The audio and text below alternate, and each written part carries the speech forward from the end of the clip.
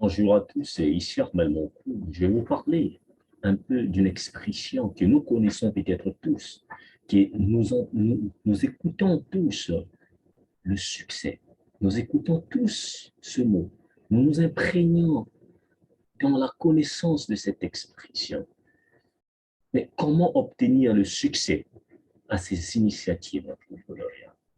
Comment obtenir le succès dépendant aux mécanismes, du système mis en place pour réussir sa vie, pour réussir ses activités dont on est en train d'entreprendre. Alors aujourd'hui, je vais vous dire que toutes ces expressions, tout ce qu'on voit, la loi de l'attraction, tout ce que dont l'on nous raconte en forme du jour au lendemain, c'est résume sur ta capacité à travailler, le travail personnel, la préparation. Alors, vous devrez comprendre que lorsqu'on entreprend, ce sont des choses que vous connaissez déjà, mais qu'on n'arrive pas à mettre en valeur, qu'on n'arrive pas à mettre, à appliquer. Lorsqu'on entreprend, on identifie ce qu'on appelle pas un besoin. Les besoins n'est autre que des fléaux nationaux. Mais entreprendre consiste maintenant à porter une solution. On doit porter la solution à ces fléaux, mais de manière rentable. De manière rentable, à rentabiliser un retour sur investissement. Mais dites-moi concrètement, est-ce que l'on peut chercher, est-ce que l'on peut se confronter à chercher de l'or sans pourtant creuser? Est-ce que l'on peut chercher un retour sur investissement sans pourtant investir? Je n'y pense pas. Il n'y a pas de succès tant que l'on ne s'imprègne pas dans la connaissance approfondie. Connaître justement qu'est-ce que je suis en train de faire. Connaître justement la recherche sur l'objet fixé. Il faut confronter à une vraie richesse, la recherche. Une fois obtenu de la richesse, une fois vous avez cette recherche, mais il faut appliquer la préparation. Il faut convaincre, justement, faire connaître à ses clients qui sont nettement dans ce besoin, que réellement, ce besoin va contribuer à leur évolution. Ce besoin, la solution que vous avez apportée à leurs besoins va justement contribuer, va simplement contribuer justement à votre réussite vitale. Ça va contribuer justement à votre évolution entrepreneuriale, va contribuer justement à votre succès entrepreneurial. Alors, pour ce faire, je ne vous en dis pas plus, mais suivez plutôt cette courte vidéo que je vais vous partager aujourd'hui, mais qui va intriguer personnellement votre réussite. Prenez vos initiatives au sérieux. Personne ne peut croire plus à votre produit que vous-même. Personne ne peut croire plus à vos services que vous-même. Vos compétences, c'est vous qui les avez acquis. C'est vous qui les avez obtenues lors de vos parcours scolaires, lors de vos recherches approfondies, lors de vos cours personnalisés. Mais il faut, du jour au lendemain, se mettre à jour. Le monde évolue. Vous voulez vendre vos produits ou services, mais il faut avoir des outils nécessaires. Mais qu'est-ce que le monde de la digitalisation est en train d'apporter comme solution face à la vente? Aujourd'hui, on nous parle d'automatisation des ventes. On nous parle de mettre en place un système robotisé pour booster justement son CRM Messenger. Mais les gens sont perdus. Mais les entreprises sont restées dans l'ancien écosystème parce qu'on a fait cela, ça a marché. Mais aujourd'hui, ça ne marche plus. Le monde évolue dans la digitalisation. Des publicités de bouche à oreille, c'est très peu, il y a peu de succès par rapport à booster. Imaginez, tu réussis à communiquer, tu fais de la publicité, mais par Messenger. Tu sais d'envoyer 1000 messages à des personnes que tu ne connais pas, mais qui ont l'information, qui vont obtenir de l'information par rapport à ce que toi tu fais. Alors, raison pour laquelle nous devrions accepter d'être formés. Nous devons accepter de se former. Nous devons accepter. Il n'y a pas de changement sans formation. Nous devons accepter à innover, à avoir des points d'innovation. Nous devons accepter d'avancer dans la contribution de la recherche approfondie, dans des nouvelles réalisations, dans des choses nouvelles On doit s'imprégner. Alors, je ne vais pas vous en dire plus, mais plutôt suivez cette très courte vidéo avec attention sur ces éléments que je vais vous apporter.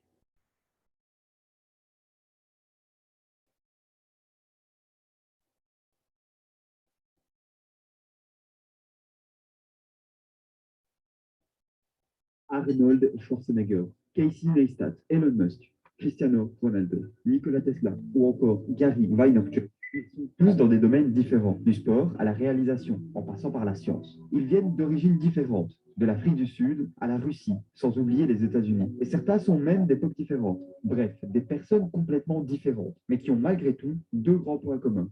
Le premier est un succès incroyable dans tout ce qu'ils ont entrepris. Le deuxième est leur connaissance d'un secret bien gardé. Aujourd'hui, on va voir le secret du développement personnel et même du succès en général. Bonjour et bienvenue sur Evolution Factory.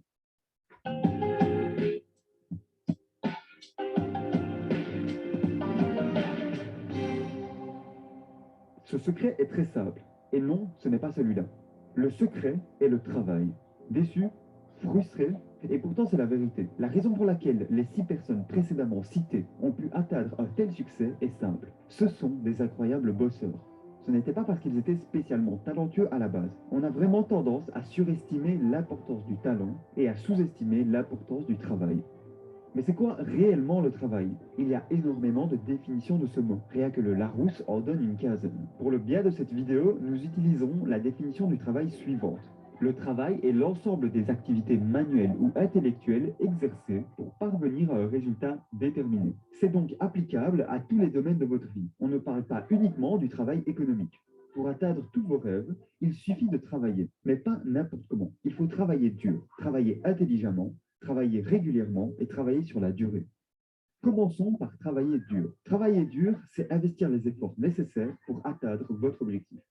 Si vous voulez atteindre un objectif qui en vaille vraiment la peine, le travail acharné sera très certainement nécessaire. Cependant, travailler dur est relatif, car cela dépend du type et de la grandeur de vos objectifs, ainsi que de votre distance par rapport à ceux-ci. Plus votre objectif est loin, et plus il est grand, plus il faudra travailler pour l'atteindre, et inversement.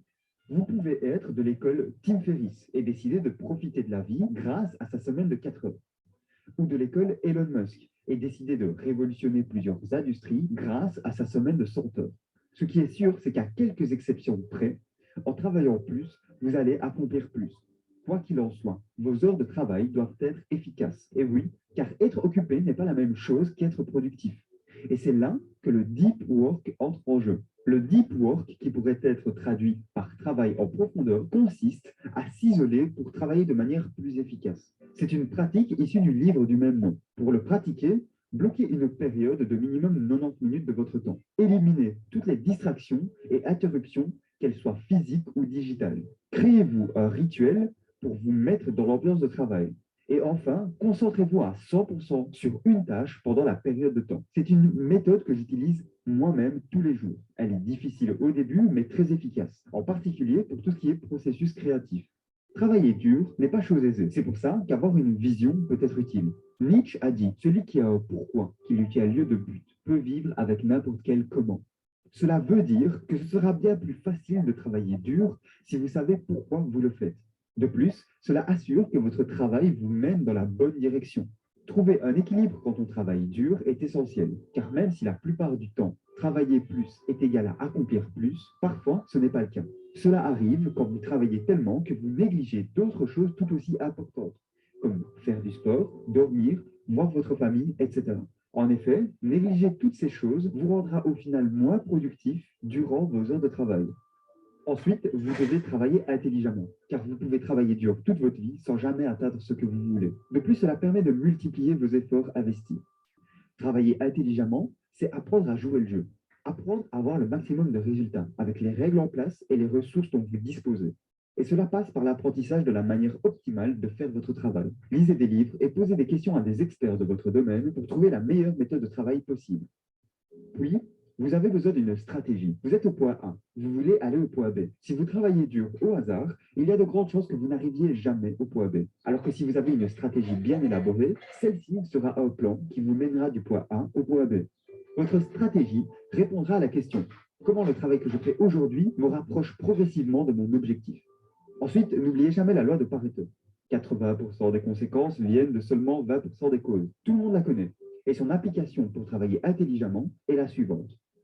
Concentrez-vous obsessivement sur les tâches qui auront le plus gros impact sur vos priorités et éliminez au maximum tout le reste.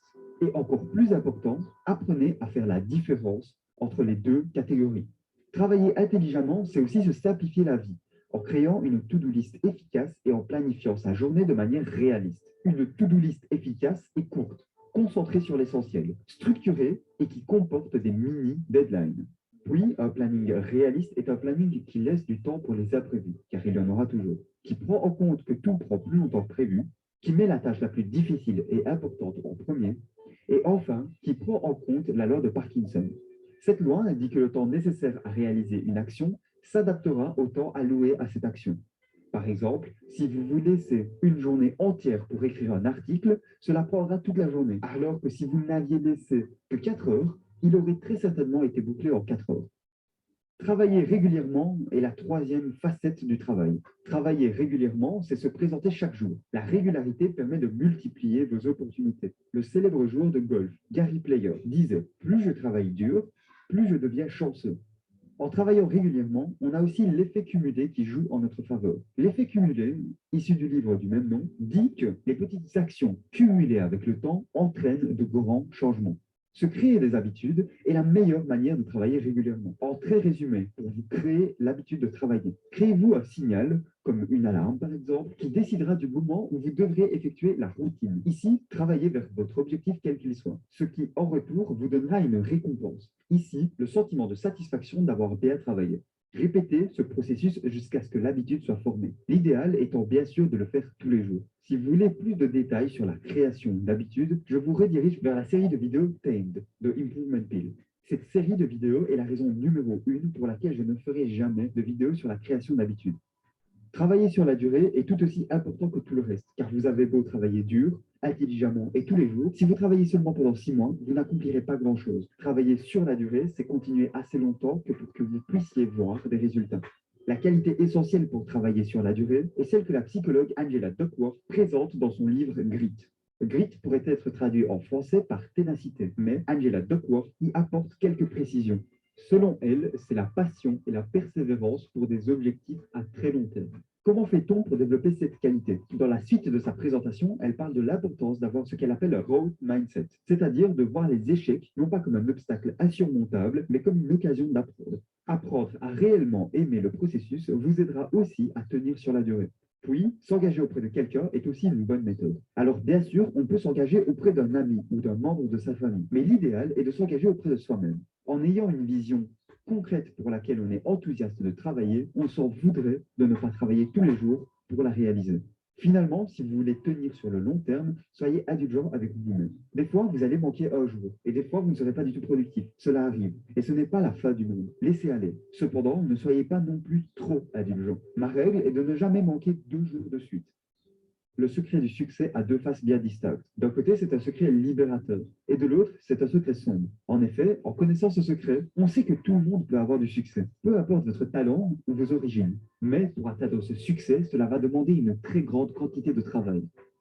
On sait qu'on a le choix de travailler plus, mieux et plus régulièrement, mais on sait aussi que tout travail demande des sacrifices et crée des épreuves. On peut se dire qu'on est 100% responsable de notre position aujourd'hui, et du coup, on n'a plus personne à blâmer à part nous-mêmes. Le travail est crucial pour le succès. Comme le disait Vince Lombardi, le seul endroit où succès vient avant travail est dans le dictionnaire.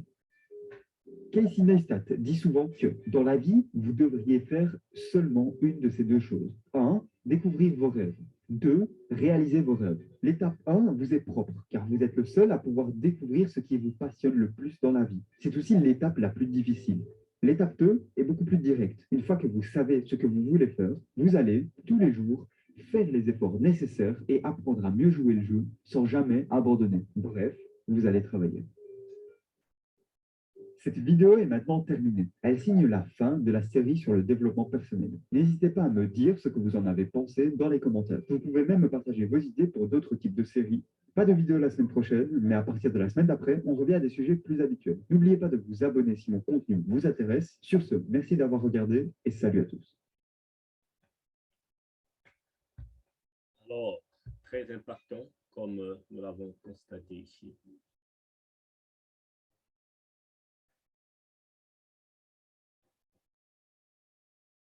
OK. Alors, on a compris que dans la vie, le succès, ce n'est pas forcément imaginer quelque chose. Tant que vous êtes que dans des rêves, vous allez rester ensemble que dans vos rêves. Il faut envisager plutôt marquer le premier pas à vos idéaux, le premier pas vers la réalisation de vos idéaux. Nous savons tous que le voyage à 1000 km commence par le premier pas.